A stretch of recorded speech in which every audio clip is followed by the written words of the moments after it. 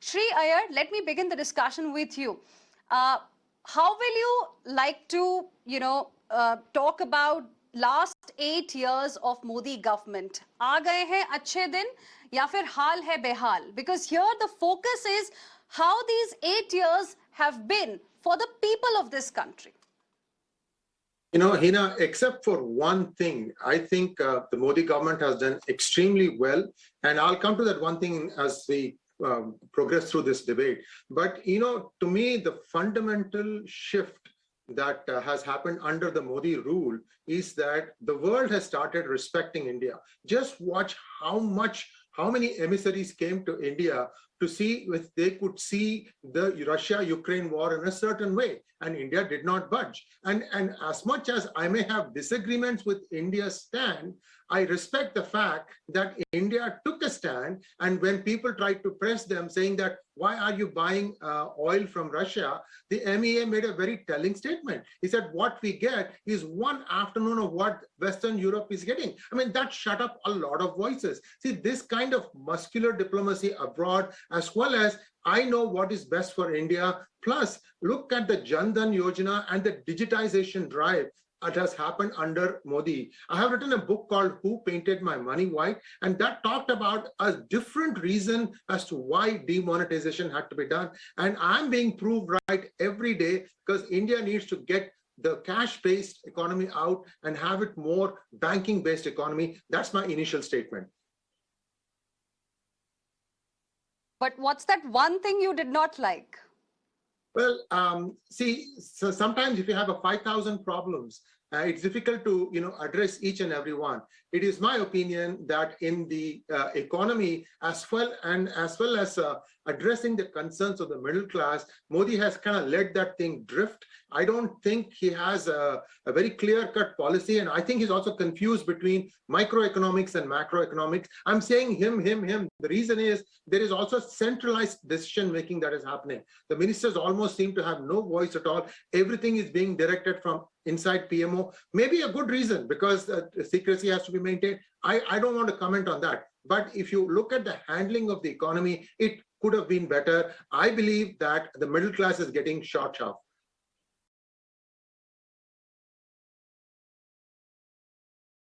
I think, of course, we need to give the credit where it is due, Sree Iyer.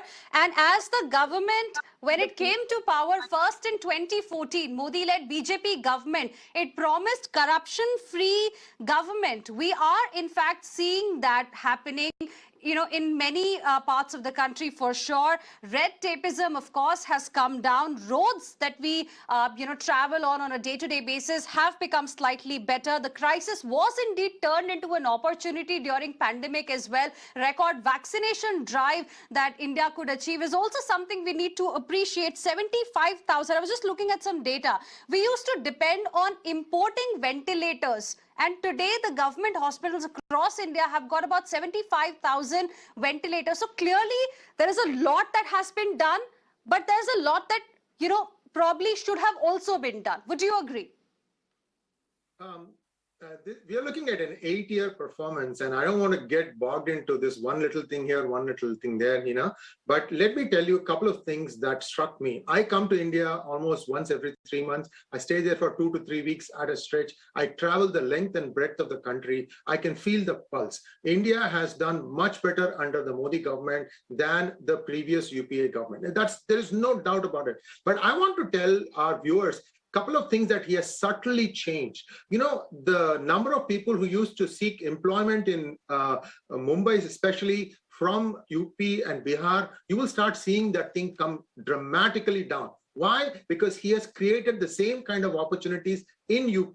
In Bihar is still not under BJP, so it's still not progressing as quickly as UP is. And also, you will start seeing that there will be alternate places for people Bihar, to shoot movies. BJP managed to win more seats than Nitish Kumar. That also says that something on the ground seems to be working in the party's favor, absolutely. or probably it's brand Modi, which is still sustaining itself. Absolutely, Hina. Let me just finish my thought here. Yeah, yes, and if BJP were to get the absolute majority, it is my opinion that they will do 100% better than what Nitish Kumar is saying. Nitish Kumar has been CM for a long time. There is a certain amount of fatigue that sets in. Same old, same old. He needs to, supplant himself from the politics of the 90s to what is happening today. And I can tell you, Yogi has done that spectacularly. Let us not take credit away from where credit is due. The UP victory is as much Yogi's as it is Narendra Modi's, because if UP had faltered in the vaccination drive, then the whole country would have suffered, because this is the largest state. And I think Yogi has done a fantastic job. But let's take a step back again. If you look at what has happened under Modi rule, there are alternatives now. For example, there is a stock exchange coming up in Ahmedabad that will rival the stock exchanges in Mumbai. That's a good, healthy competition. There's going to be movie making infrastructure that's going to be available in Uttar Pradesh. This was never done before. So Mumbai, as it is, it's bursting at its seams. Now will have some breathing room. So there are lots of things, subtle changes that are happening. I challenge anyone today. You can drive the length and breadth of the country using, reasonably good transportation, very good food. You can really enjoy your drive. And I have never been able to do this thing until the last 7 or 8 years, when you can really, really enjoy the country. There's, every 100 kilometers, India changes. I don't know how many of us realize that every 100 kilometers, the food habits change, the dress habits change, the language changes.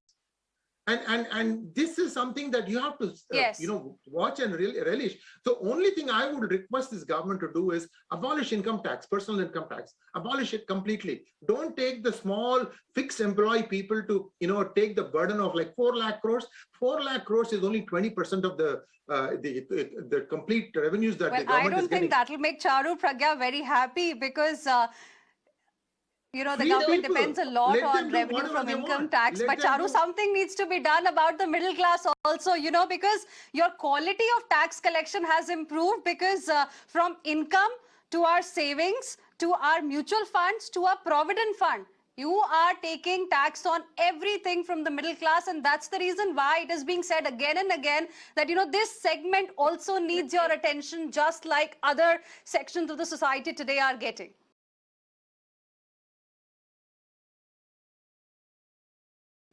Okay, Sree first. Okay, Sree first, then Aishwarya. Yes, go ahead. Yeah, if there has been complete religious freedom to practice whatever you want. You just saw what happened in Alappuzha. One 9-year-old boy, coached carefully, started talking nonsense. And this thing about Islamophobia that a congresswoman in US is trying to pilot, these are all BS. This is being fed by Pakistan. They have an axe to grind. They can't solve their problem, so they try to put some falsehoods on India. But I can tell you this, that there is complete religious freedom, and Modi has been very, very generous towards. Okay, Aishwarya wants to come in. Aishwarya wants to rebut. Hina, this is so unfortunate, because I come from a state that has gone through the hijab, the halal, the azan, the sort of religious, Islamophobic and also anti-minority behavior. I come from Karnataka, and sir, of course, India's transportation is so wonderful. Next time, I beg you, please drive down to BJP-ruled Karnataka, and we'll show you exactly. I just did. I drove 100 kilometers, okay, in the rural Karnataka. I can tell you the roads are fantastic. You are lying, Aishwarya. One second. Try speaking something else. You are lying.